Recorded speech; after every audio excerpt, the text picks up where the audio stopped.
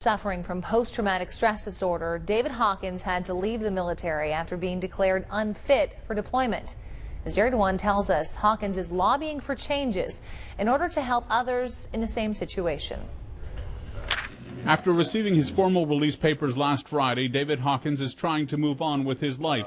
But the PTSD that forced him out of the military is also what's limiting his options. You look at police officer, firefighter, private security, anything else like that, it's going to be, which is all of my skill set basically. They're going to look at it and be like, well, you didn't pass your medical, so. Hawkins was a reserve combat engineer, having entered the military right from high school. In 2008, he was part of a quick reaction force dealing with suicide attacks and suicide bombings. It was that year that a Taliban bombing killed 3 of his comrades. And while he coped with it in Afghanistan, it was when he came home that the effects of PTSD began to take control of his life.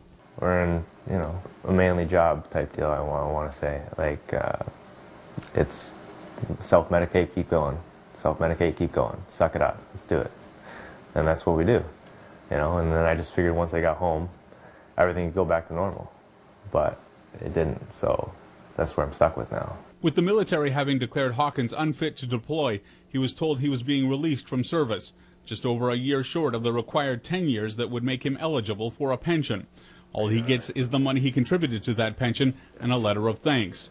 This despite a promise a year ago from then Defense Minister Peter MacKay that no one would be forced out of the armed services. Now McKay's successor is forced to answer why Hawkins and others are facing just that fate. 10 years is what it takes to get the pension.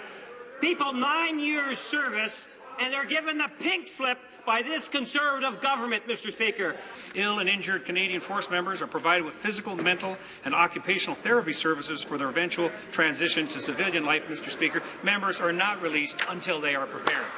Hawkins says he is hoping to see change to the military policy soon, even if he isn't the beneficiary of that change. The process that they have right now doesn't help us.